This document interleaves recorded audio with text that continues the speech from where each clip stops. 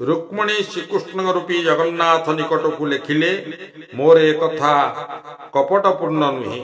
पुराण रे वर्णित होइतिबा श्रीवत्स घटना मिथ्या नुहे दरिद्र ब्राह्मण श्रीवत्स को कष्ट देउथिबारो तांकर पदाघात को तुमे बक्षरे धारण करियछ एथिरे तुमर भक्त प्रति थिबा अनुकंपा मु जानि पारुछि प्रभु सेही परी मो विषय मथा पति देले अर्थात मो दुख दूर न कले श्रीवत्स घटनार अधिक व्यथा तुम्भे चिरदिन लभुथिब कारण मु तुम्भर न देखिले तुम्भंकु न देखिले बा तुम्भे मते वर्तमान विपदरु उद्धार न कले मु निश्चय मरी जीवी तेणु मो मृत्यु परे मोर अवस्था संबंधर अनुसंधान कले मोर स्मृति तुमको जेते कष्ट देव ताहा मु कोन कहि पारिबी अर्थात रुक्मिणी पत्र माध्यम श्रीकृष्ण को जणाई देले जे श्रीकृष्ण धर्म पत्नी रूपे तांको ग्रहण न कले से जीवन त्याग करिदेवे एवं यहा फल श्रीकृष्ण अशेष जंत्रणा दग्धीभूत हेबे रुक्मिणी पुनश्च श्रीकृष्ण को जणाई देले जे से एकाकिनी होई श्रीकृष्ण ठारे चित समर्पण करी राजपुरी रे समस्तंकर विरुद्धाचरण करुछंती श्रीकृष्ण पिला दिने केकी पुछ मुकुट धारण कला बेले स्त्री मानकर प्रति दयाद्र थिले बोली रुक्मिणी जानी थिबारु तांकर जीवन भार बहन करिवा लागि श्रीकृष्णकर निकटरे निजको समर्पित करि दैछंती रुक्मिणी निज पत्र रे श्रीकृष्ण को पुनश्च कहिचंती तुम्भे तो पृथ्वीर भारा स्नेह वशरु बहन करी कच्छप होइथिल मो परी सरला अबलार भार बा नबहिब काहिकी वर्तमान परिस्थिति रे तुम्भे नीरव रहिले अर्थात मो जीवन भार बहन न कले चिरदिन व्यथा बहन करिव रुक्मिणी व्याकुल मनरे आकुल कंठरे श्रीकृष्ण को कहिले जे तुम्भे भक्त शिवच्छर पाद चिन्ह को जदि बक्षरे धारण करि पारिल तेबे मो परि जणे भक्तन को बक्षरे धारण करिव काहि रुक्मिणी श्रीकृष्णकर निकटरे आत्मसमर्पण करी लिखिथिबा निवेदन पत्र नवधा भक्ति रे आत्म निवेदन मार्ग सूचना करिथाय आखिरे लुह बुकुरे कोह सह रुक्मिणी पत्र लिखि सारी बंद करिदेबा परे तांकर जणे सखी पत्रटी को ताहांक हातरू नेई गला एवं शुभ अनुकूल करी से दासी मान को डकाई गणेश को मोदक शिव को चंपा फूल पार्वती को मंदार फूल लागी करबा को देई छारी जने विज्ञ तथा सर्वज्ञाता विश्वासी ब्राह्मण को डकाई आनी तांक हस्तरे पथ खर्च लागी मुद्रा सह रुक्मिणी लिखिथिबा पत्र खंडिक टेकी देई कहिला हे महाप्रभु आपण यथा शीघ्र जिबे एवं पुतना शत्रु कृष्णंकर आम जेमा रुक्मिणी किपरि भारिजा हेबे तार सब बंदोबस्त करी आसीबो एही मर्मरे यदुमणि प्रबंध पूर्णचंद्र काव्य रे लिखिथिले परम मोद प्रद मुद मुदु कुमुद हसी दासी घेनी गला मोदक चंपा जबा गणेश शिव शिवा सेवा नारी हकारी देला से सहचरी विज्ञ सर्वज्ञ विप्र डाकी कहिला जीव धाई जेमा होइबे केही से बकीरी पुर से भी काहे ब्राह्मण रुक्मिणी लिखित पत्र नहीं श्रीकृष्ण निकट को यात्रा कले श्रीकृष्णकर पत्रटी देई रुक्मिणीकर तांक निकट रे आत्मसमर्पण तांको पति रूपे वरण शिशुपालंकर रुक्मिणीकर पाणी ग्रहण निमंते आगमन सहित श्रीकृष्ण को अपेक्षा करिथिबा रुक्मिणीकर जंत्रणा दग्ध मन शरीर अवस्था संपर्क रे श्रीकृष्ण को अवगत कराई देला दुख हरणकारी ताप निशेषकारी भक्त वत्सल तथा पत्र प्रिय श्रीकृष्ण रूपी जगन्नाथ पत्र पाई रुक्मिणीकर अंतर्गत भावना जानी पारी दुख हरण निमंते रुक्मिणीकर पाणी ग्रहण करी तांको कुंडिनपुर को नहीं आसीबा निमित्त ब्राह्मण को जणाई देले। यदुमणीकर भाषा रे श्रीकृष्ण ब्राह्मण को कहिले ଥରେ ତ କହିଅଛି ତୁମ୍ଭ ପାଦ ଛୁଇଁଛି ଆଣିବି ଦେବି କର ଧରେ ହେ। ବ୍ରାହ୍ମଣ ନିଜ କାର୍ଯ୍ୟରେ ସଫଳ ହୋଇ ରୁକ୍ମିଣୀଙ୍କ ନିକଟକୁ ଫେରି ଆସିଲେ ଏବଂ ଶ୍ରୀକୃଷ୍ଣ ତାଙ୍କୁ ଜବାବ ସାଥୀ ରୂପେ ବରଣ କରିବାକୁ ସମ୍ମତ ଦେଇଥିବା ବାର୍ତ୍ତା ଦେବୀଙ୍କୁ ଦେବାରୁ ରୁକ୍ମିଣୀଙ୍କର ମନ ଆନନ୍ଦ ସାଗରରେ ସ୍ନାନ କଲା। ବ୍ରାହ୍ମଣ ଦ୍ୱାରକାରୁ ଫେରି ଆସିବା ପରେ ଇନ୍ଦିବର ସୁନ୍ଦର ଶ୍ରୀକୃଷ୍ଣ ନନ୍ଦିଘୋଷ ରଥରେ କୁଣ୍ଡିନପୁର ଅଭିମୁଖେ ଯାତ୍ରା କରି ଚଣ୍ଡୀ ମନ୍ଦିର ନିକଟରେ ଛପି ରହିଥିଲେ। ବିବାହ ପୂର୍ବରୁ ପରମ୍ପରା ରକ୍ଷା କରି ରୁକ୍ମିଣୀ ଚଣ୍ଡୀ ମନ୍ଦିରକୁ ଆସି ଚଣ୍ଡୀଙ୍କ ପଦଯୁଗଳରେ ପ୍ରଣିପାତ କରି ଦେଉଳ ଭିତରୁ ବାହୁଡ଼ା ବିଜୟ କଲାବେଳକୁ ଶ୍ରୀକୃଷ୍ଣ ନନ୍ଦିଘୋଷ ରଥରେ ଗତିକୁ ବଢ଼ାଇ ଦେଇ ବିଦ୍ୟୁତ ବେଗରେ ରୁକ୍ମିଣୀଙ୍କୁ ଟେକି ନେଇ ନନ୍ଦିଘୋଷ ରଥ ଉପରେ ନିର୍ଭୟରେ ନିଜ କୋଳରେ ବସାଇ ଦେଲେ। ହରିଣୀ ନେତ୍ରୀ ରୁକ୍ମିଣୀଙ୍କୁ ହରଣ କରିନେଲେ ବୋଲି ଚତୁର୍ଦିଗରେ କୋଳାହଳ ଶୁଭିଲା। ଯଦୁମଣି ଲେଖିଲେ, ପୁରୋଧା ନଳନା ସାରି ବନ୍ଦାପନା ମଣ୍ଡି ଦେଇ ଦଣ୍ଡି ପ୍ରସାଦ ମୁଣ୍ଡିଆକୁ ଚଣ୍ଡୀ ପାଦେ ପ୍ରତିରାଇ ଗୁଣ ପଣ୍ଡିତାକୁ ପ୍ରସାଦ ଉପରୁ ବାହୁଡ଼ା ବିଜୟ କରନ୍ତେ ଇନ୍ଦିବର ସୁନ୍ଦର ନନ୍ଦିଘୋଷ ସପାଇତେ ଥିଲେ ଅନ୍ତରେ ଧପଟେ କମ୍ବଲମ୍ପଟ କରାଇ ତାହାକୁ ପରମ କପଟ ଶେଖର ଝଟ କରି ଉଠି ଧଇଲେ ରତନ କଟକ ଶୋଭିନୀ କର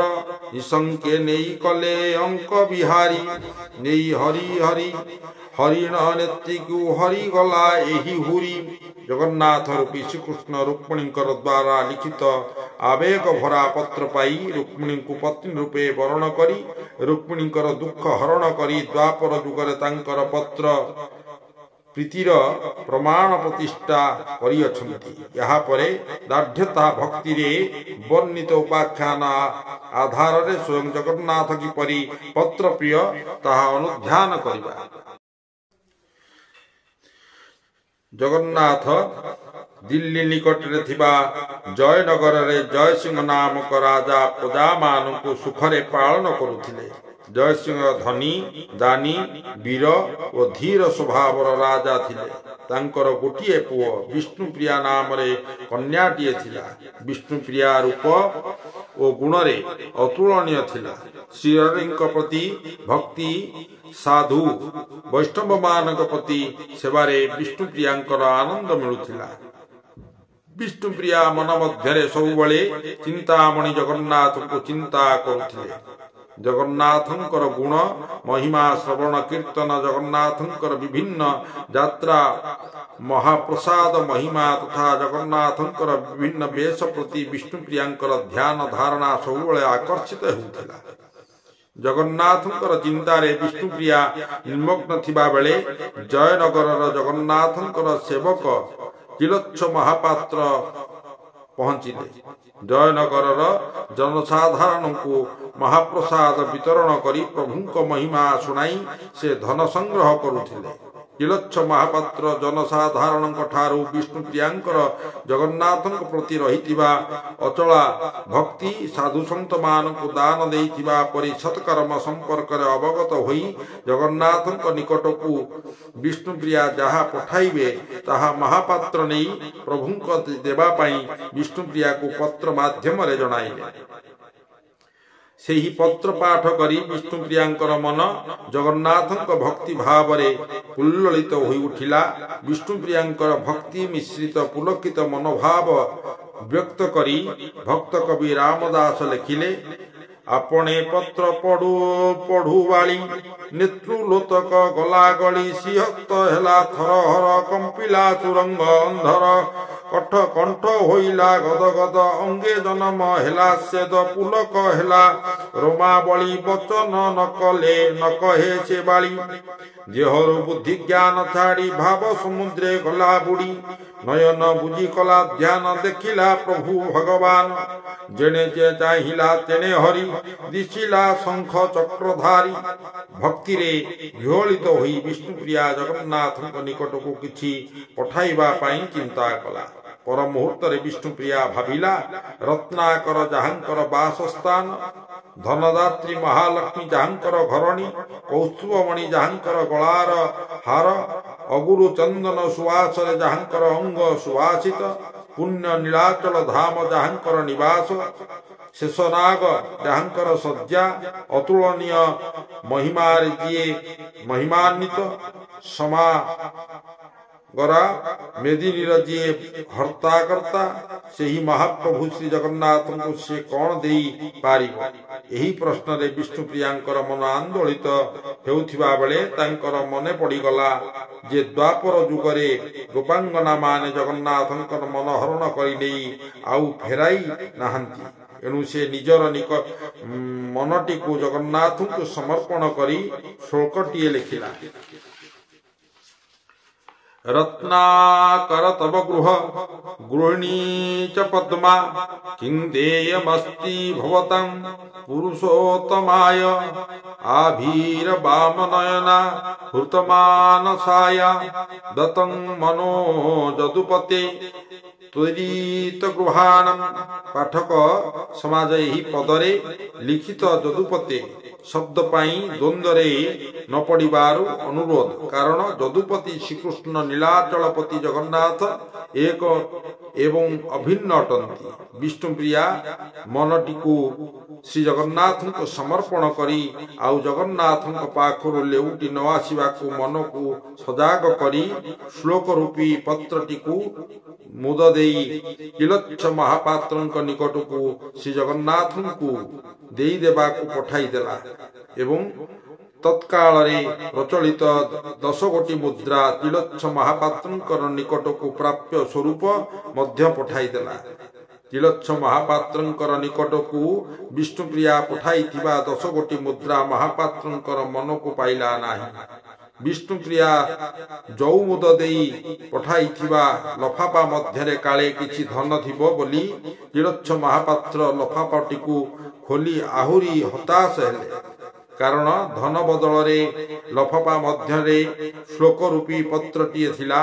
जगन्नाथ निकट को विष्णुप्रिया साधारण पत्रटीए पठाई देखि ताहाकू हेय मने करी दूर को फिंगी देला धन लोभी तिलच्छ महापात्र निमित्त मूल्यहीन पत्र मन कांगाल जगन्नाथंकर पाई अत्यंत मूल्यवान थिला तिलच्छ महापात्र विष्णुप्रियांकर मन संलग्न पत्रटी को फिंगी देवा मात्रे भक्त प्राण तथा भावग्राही जगन्नाथ से पत्र को सधार सह उठाई नहीं पाट सूत्र रे पत्रटी को बांधी निज गलारे माल करी लंबाई देले भक्त रामदास लिखिले जेते बेले से पत्र दूरे फिंगिण देले विप्रवरे ताहा जानिले जगन्नाथे सिहस्त बढ़ाई तुरीते भक्त बंधु भावग्राही महिमा के पारिब कही अशेष ब्रह्मांड जहार आनंद लीला खेल घर ए सर्व तुच्छ प्राय मणि ता भाव भावी चक्रपाणी जेसने अति दिन जन पाइले अमूल्य रतन जेते आनंद मत तार तहु अधिके दामोदर से विष्णुप्रिया मन मत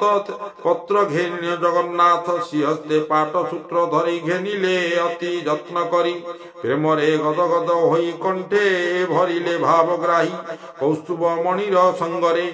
रखिले हृदय मध्यरे तिलच्छ महापात्र जयनगरु धनरत्न संग्रह करी श्रीक्षेत्र फेरी गले एवं विष्णुप्रिया भक्तिर सह महाप्रभु निकट को पठाई पत्र तथा संपूर्ण भूली गले श्रीक्षेत्र फेरी जिबा परे महाप्रभु श्री जगन्नाथ स्वप्न रे महापात्र को देखाई दे कहिले तू गलु से जयनगर धन अर्जने आशा तोर तते बा मिलिला तू नेलु मो धन मते तू न देलु से विष्णुप्रिया देवा धन से मोर मूल्य रतन इतर प्राय ताहा धरी फिंगी जे देलु दूर करी से न हे जग कागज पतर केवल गंठी धन मोर तु सिना देलुटी पकाई मु ताहा छाड़ी किम पाई घेनाई अइलु से लेख गला रे बांधी अछु देख यापर श्री जगन्नाथ तिलच्छ महापात्र को चेतावनी शुणाई तांको गलारे झुलुथिबा विष्णुप्रियार पत्र आनी सुनार मुदते भितरे रखी सुनार शिकुली लगाई महाप्रभुंकर गलारे सेही पत्र को लंबाई देवा पाई आज्ञा देले। सेही आज्ञा पालन न कले तिलच्छ महापात्र अशुभ फल भाग भोगिबा पाई धमक मध्य श्री जगन्नाथ शुणाई देले। राति पाहिबा परे तिलच्छ महापात्र स्नानादि नित्य कर्म सारी श्रीमंदिर गले गले कालिया शांतंकर गलारे स्वप्न तथ्य अनुजाई विष्णुप्रियार पत्र झुलुथिबा देखी ताहाकु आनी सुना पदक मध्यरे रखी सुनार शिकुली तहिरे संयुक्त करी श्री जगन्नाथंक गलारे झुलाई देले। कौस्तुभमणि सह विष्णुप्रियांकर भक्ति भरा मन संयोजित पत्र श्री जगन्नाथंक कंठ देश रे स्थान पाई दर्शक मानक मध्यरे महाप्रसाद नायक महाठाकुर जगन्नाथंकर प्रत्येक पत्र प्रेमर वार्ता प्रचार कले। जय जगन्नाथ।